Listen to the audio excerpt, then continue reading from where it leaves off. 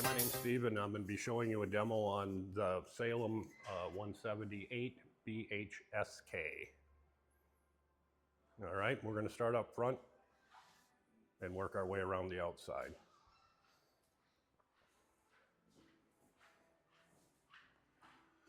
So here you have electric tongue jack. You have a light up, down.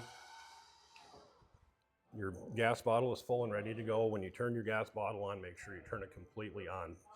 That way we're getting proper flow. The easy way to tell how full your tank is if you were to take and dump a cup of warm water or hot water over it, it's going to show you a frost line to tell you how full your tank is.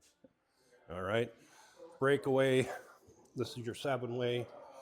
Your chains for your hooking up to your truck. If you are getting a hitch put on, we'll do that after we're done with all the store parts and the paperwork. Can you explain the breakaway cable a little bit, what it does and how it works? The breakaway cable is attached to the vehicle, not to the chains. It's attached to the vehicle. So if the truck and trailer ever came apart, that would pull the brake out and lock the trailers up on the trailer so the trailer would not go by you going down the highway. But make sure it is not hooked to these chains because it's not going to work properly. So battery shut off. So this has a battery cutoff. So if we were to shut that off, it wouldn't allow the battery to put any charge into anything inside the camper or anything that would work. That good for winter time then, or? You can turn it off because most people, I tell people to take the battery out of their coach. Otherwise you're going to freeze and crack it and you're going to be out $200. So good idea to take it out, put it someplace warm. Each corner has stabilizing jacks. Those are just meant to be wrought down and snugged up. They're not to level the trailer. You're going to level front to back with your front jack and then planks underneath your tires, side to side. We're just taking the rock out of the trailer with that. Here we have pass-through storage. That is your power cord. And then this is the jack crank for those. I would myself get a 3/4 inch socket and a drill and bring them down that way. So tires, you're brought up to 65 pounds a piece on your tires. No, excuse me, 80 on this particular unit. Then down this way, this is our city water connection. This is where our hose is going to go into. They recommend no more than 60 pounds of water pressure going into these campers. Possibility of blowing a line out. They do make a water regulator, which I will show you at another time. And then this is your black water flush. So this is there's little sprayers inside your tank. So inside your tank you have pins, empty, third, 2/3, and full. If you get a piece of paper hung up on there, it drives people crazy. They don't think they can camp because it says it's 2/3 full. No, just by using proper chemical in this, you should have no problem. If you do have an issue and you can't get it off, fill your tank full, go to the convenience store and get a 20-pound bag of ice, dump it down the hole, and take this thing for a ride. That will beat that tank up and clean the sensors for you. 30-amp power cord hooks into here. And then we have our sewer system down here. We are always you're at the campsite, you can run your hose out if you have sewer there, but make sure your valves are closed. So we're done camping, your fun meter's full, get to the dump station, we hook our hose up, we pull this black one first, and then we can pull the gray, which is going to clean your tube out.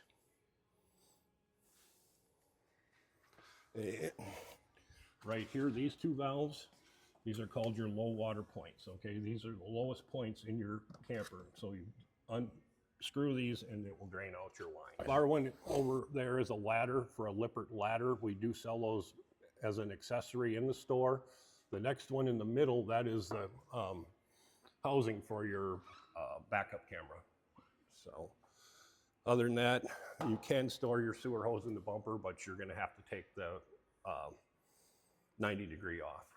So this one here is equipped with a refrigerator, which runs off 110, so you have to be plugged in for this to work. Your griddle, you have a gas line, which will hook up back here and then feed into this one here, into that gas line. Other than that, you can put some storage in here and that type of stuff. Open this. Oh, okay. But outside shower, this is hot and cold running water. This is where my wife makes me shower, but only at night. She won't make me at curtains, so. But this is where I do my dishes and stuff like that, so I'm not filling up my gray water tank all the time or slopping water outside the camper. Outside speakers, outlet on a GFI, so you're not going to get electrocuted, which is always a bonus. This here is your on-demand water heater. On-demand water heater, there's a power switch right here. We have to turn that on, okay? Everything else is ran from inside. So that's that, and then we have our freshwater fill. Okay, this would be water if we were going dry camping, we'd fill this, and then we'd use our water pump to get the water to come out. The drain for that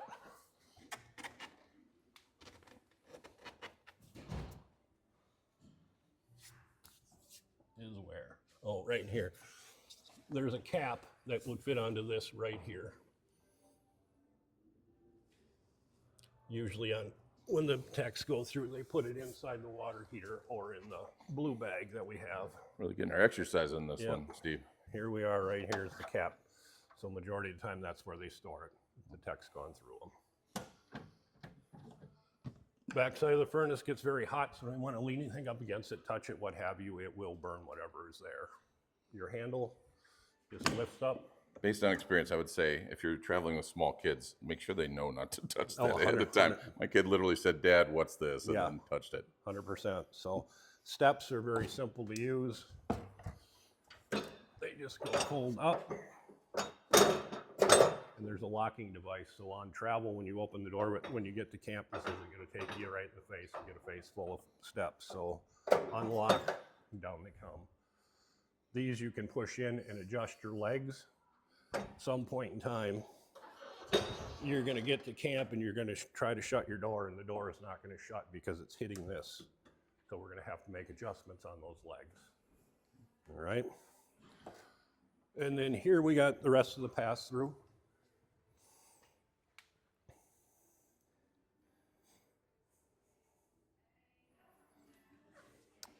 So outside care, please do not wash this with a pressure washer. You're going to blow these decals right off, okay? Good hot soapy water and a soft brush and a garden hose with a nozzle. I want you up on the roof at least twice a year to check all your seals, make sure everything's good. Easy Goes without saying, sorry, Steve, goes without saying then, this is a walkable roof. Yes, well, you can walk on it. I go hands and knees. I don't like being, it's going to sound like it's going to crack and you're going to go through. You're not, but hands and knees, my recommendation. Easy way to wash your awning. Roll your awning completely out. Scrub the very top of the awning, okay? Get it all nice and soapy and go inside and roll it back up. So what's it doing? It's going over both sides of the awning. So you're not standing down here taking a mouthful of soap or your glasses are messed up for the next week. So let it set 10, 15 minutes. Roll it out, spray it off. If it's good, it's good. If not, do it again. So, any questions on the outside? We're good. Can we go inside? We'll step in there to see what kind of trouble we can get into. You probably haven't seen the camper closed up, so this is what you're going to get when you show up to camp. Okay. Let's take a look. Can we get to the bathroom? Yes. Can we get to the beds? Not the Murphy bed, but yes. Okay, let's throw the lights on. All right, so right here, this is your control panel basically. So slide out is here, awning is here. So we're gonna go out with the slide out.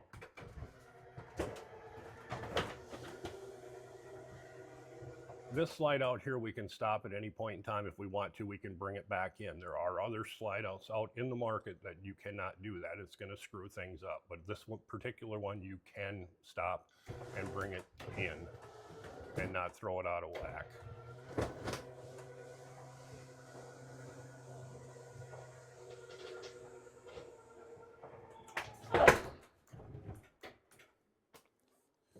All right, so we got the slide out. We'll come back over here. This is your metering panel, okay? It's gonna tell you how full your tanks and that type of stuff are. So the first one is fresh water. That's gonna show empty because we're empty. battery is going to show full because we are on a full, we're plugged in and it's charging the battery. Black water is your toilet tank. We only have one on this particular unit. This is a generic panel. And you have a gray water. That's going to be your kitchen sink, bathroom sink, and shower. Okay, and again, this is a generic panel. Light switch does have a dimmer. Awning goes out.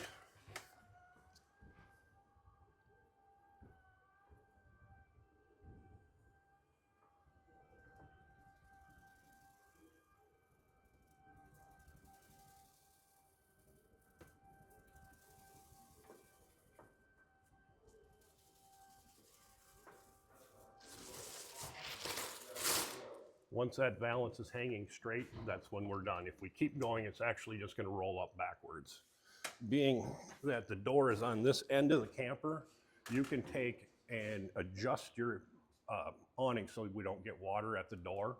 So what we're going to do is just come down here and pull that. So now all the water is going to come this way if we have rain. All right. When we're done, we can just push that back up and roll our awning back in.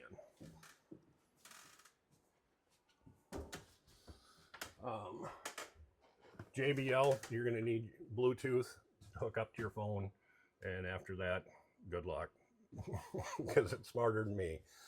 So a few safety features. We got a fire extinguisher. We're got an LP detector and carbon monoxide. Above your head, we do have a smoke detector, which is on a 9-volt battery.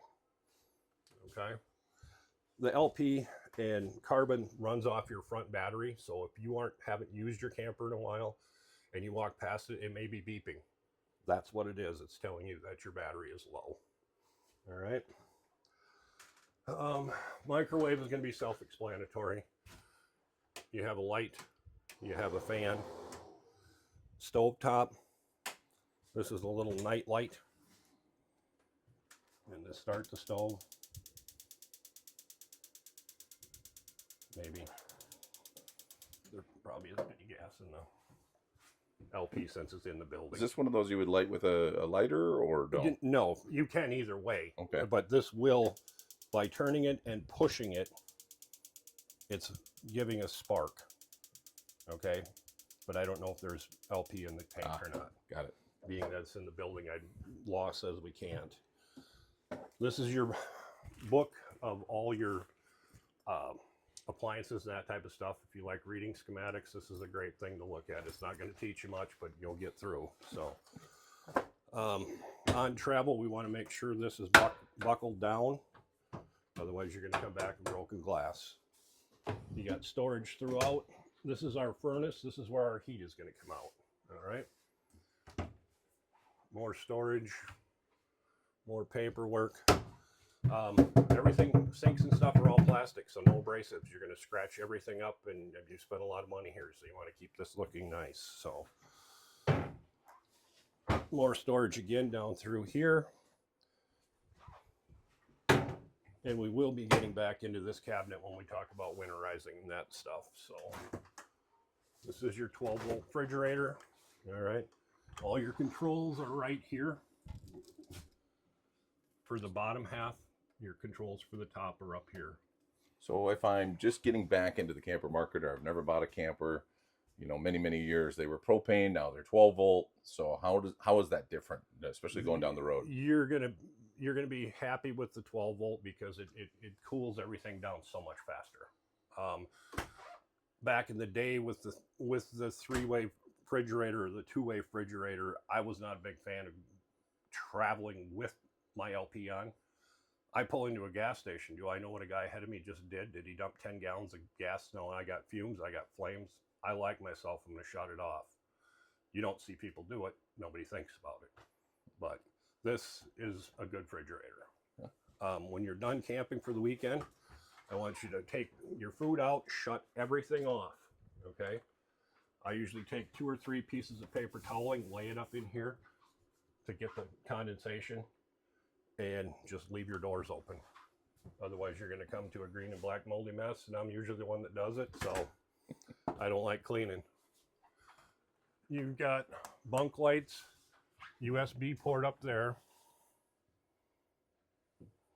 Down here, Again, you've got lights and a USB port, windows that can be slid open so you can use them. Down here, kind of walk past this. This is our converter. This side over here is all the 110. This side over here is all 12 volt. As you can see, there's red lights on over here. That's telling me that you have a bad fuse, but we pulled it out so certain things wouldn't run. So there will be a fan that comes on periodically. It's just cooling the back side of the unit down. Bathroom. We do have a light switch that turns on around the mirror. These lights we have to turn on by hand. Plastic again. Storage. GFI outlets. So if your outlets aren't working, this is probably where we would check first. And then this is your control for your water heater. So remember at the water heater, there was a little button that we pushed to turn on. This will not light up unless that button's on. So we can turn it on, and right here it gives us 73 degrees. That's outside temperature of what in the building. Okay, we can set your temperature to whatever you want it to be. This will never exceed 122. So I tell people, start out 86 or 96 and go from there, however you want to do it. You know, you can change it as you find your sweet spot. So and we got Fahrenheit and Celsius. We're done camping for the weekend. Shut it off. We're good to go. And you have to turn that button off outside then? Not necessary. Okay. Traveling on a lot of these campers, I like to take and lay this down. Okay, bouncing down the road, could hit this, crack it, you're not going to be happy. This one doesn't go all the way to the ground, so you still have a possibility.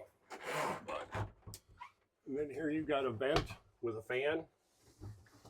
Pull down and up it goes. Travel with this down, you're going to be back to see me. So, and the fan, there's a switch right here. Toilet. Everything's plastic in, no abrasive. You got a foot feed. Halfway you get rinse water, all the way it flushes. What's the pink stuff? Antifreeze, so this is ready for winter. So that's the bathroom, and don't force the seat down because that's a slow close seat.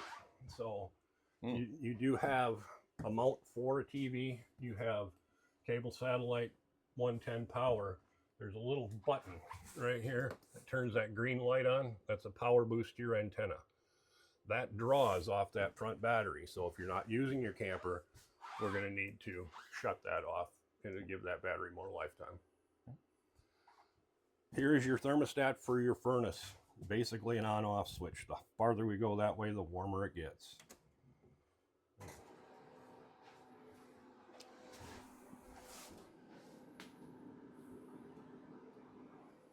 So now I take and shut this off. It's still going to run 3 to 5 minutes. It's just taking out the excess gas, so we're not going to have a blow up after it starts again. Dinette seat has storage all the way around. Table lifts up and it will lay right here. Then we just take our cushions and put it to use as the bed. So this here is your emergency escape window. If you ever needed to get out, is what we're going to do is pull this down, window slides, screen comes out, and out you go. That's all there is for that. So otherwise it can be used as a regular window. On your blinds, when you use these blinds, I want to see you use 2 hands, okay? And then 2 hands back up. Reason being is if we get in the middle, what's this doing? We're going to screw this up, all right? But if at some point in time, one side of this blind is not going to stay up, so is what we're going to do, whatever side is sagging, we're going to loosen this screw just a little bit, turn this white plastic thing clockwise, right here, just go clockwise until that string tightens up, tighten the screw back up, and then everybody's happy. So travel with your blinds up, because if you have them down, what's it doing? So if we go up, we don't have that problem. USB port there, more storage into the front compartment. You do have hanging bars here. We do have an outlet in that cabinet too. There again, more storage, more storage. These are for throwing at people that misbehave. This is a Murphy bed, so how nobody would ever throw that at me. No. Murphy bed, this just lifts up and goes like that. You got some, boots storage down here, shoe storage, however you want to do it. So that folds down. And this just makes it to our bed. All right. Cubbies on both sides so you can put your valuables in there. Another storage with outlet. Yeah, if you like this floor plan, but you don't like Murphy beds, nobody says you have to put the bed up. You can just leave it. And you can actually use this for just a bed in itself if you need to. Easiest way to get this up is hands in the middle and just pull. Good. So that's that. Another USB port.